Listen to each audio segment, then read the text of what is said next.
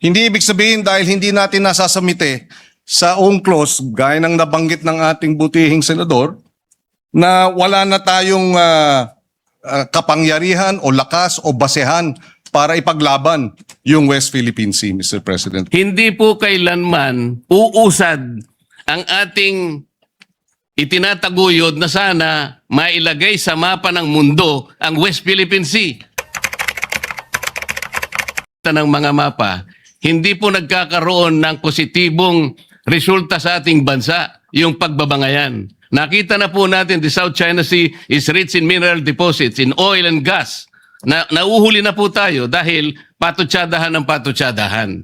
Bakit nagawa po ng ibang bansa? Bakit hindi po natin magawa? Dahil nga po sa walang katapusang patutsada. Tingnan po natin ang West Philippine Sea, Mr. President.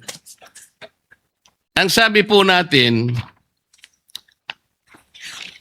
wala pa po kasi sa mapa. Bakit po wala sa mapa, Mr. President? Kasi po hindi ginagawa ng ating mga ahensya ang dapat gawin.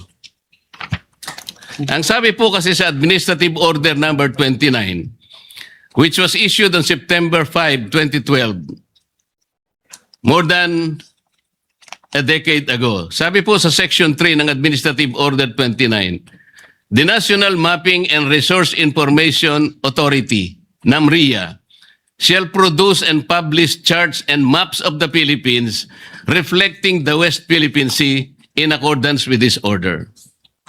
And finally, on November 8, 2024, the National Mapping and Resource Information NAMRIA committed to release a new Philippine map that includes the West Philippine Sea. But up to now, regrettably, Mr. President, this remains unfulfilled. Bakit hanggang ngayon ay wala pa ring mapa? What specific obstacles have prevented the production and publication of this map for over 10 years? Does NAMRIA dispute that Section 3 uses the word shall indicating mandatory and not a discretionary duty?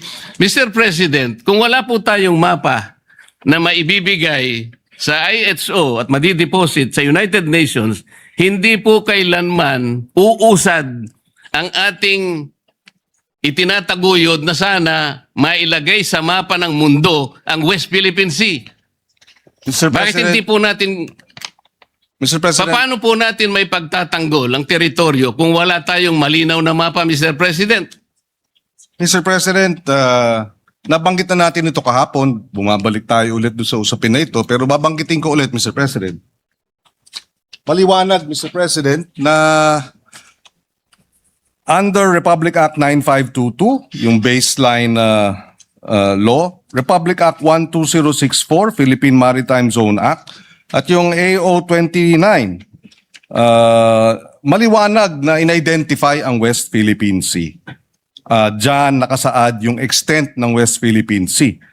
It has been sufficiently and defined by these three government instruments and laws, Mr. President. So, hindi ko maintindihan bakit dahil walang meets and bounds, etc. ay ibig sabihin wala tayong maaring mahina ang ating claim. I beg to disagree, Mr. President. In fact, under our laws, meets and bounds refer to the baseline of 200 nautical miles. From baseline, 200 nautical miles ang ating exclusive economic zone. Merong 12 miles territorial sea, 24 miles contiguous zone, and so forth. Yun ang UNCLOS, Mr. President. Kaya hindi ko naintindihan bakit pinipilit itong pag-define ng meets and bounds ng West Philippine Sea kung na-define na. Besides, Mr. President, ayon sa UNCLOS, yung purpose ng pag-submit when UNCLOS obliges states to show the coordinates of maritime zones and submit and deposit the same, it is only for the purpose of publication and information And it is made a condition, it is not made a condition sine qua non for entitlement. This is, Mr. President, UNCLOS Article 16, 75, and 84. So, hindi ibig sabihin dahil hindi natin nasasamite sa UNCLOS, gaya ng nabanggit ng ating butihing senador, na wala na tayong kapangyarihan o lakas o basehan para ipaglaban yung West Philippine Sea, Mr. President. It is only for purposes of publication and information. Mr. President, ang laki po talaga ng hindi natin pagkakaunawaan sa bahaging ito. I am not questioning What is this? the extent of the exclusive economic zone. This is 200 nautical miles from the baseline. That is also the extent of our continental shelf. Contiguous zone is 24 miles, nautical miles. Territorial sea is 12 miles from that basic line. Hindi po yun ang pinag-uusapan natin, Mr. President. Sinabi lang kasi ng AO 29 and Presidential Decree 1596, dinefine niya lang yung West Philippine Sea. Ang kulang, sabi po ng steps na dapat gawin, sinabihan nga ng executive order ang NAMRIA eh. Gumawa ka na ng mapa, kasi po yung mapa, yan po yung magbibigay ng coordinates. Isasubmit po yan. Ito, basahin ko na po.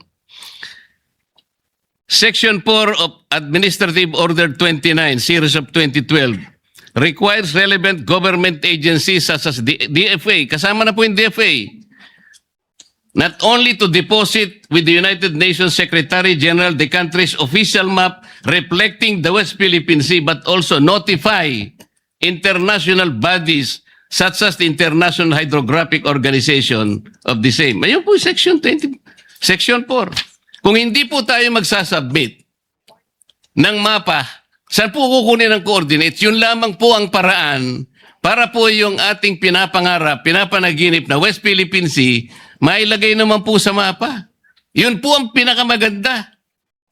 At pagkatapos nating mailagay sa mapa, ay lalakas po lahat ang ating paninindigan dahil nakalagay na po sa mapa eh. Kahapon po pinakita ko yung South China Sea. Hindi po ibig sabihin na yung South China Sea, sa China po yun. Hindi po, pangalan lang yun eh. Yung 6.1, yun ang chapter po doon sa S-23 para basahin po ninyo at makita ang coordinates. Wala po tayong pinagtatalunan tungkol dito. Hindi ko po kailanman dinidepensa ng China. Gusto kong palakasin ang ating paninindigan dito.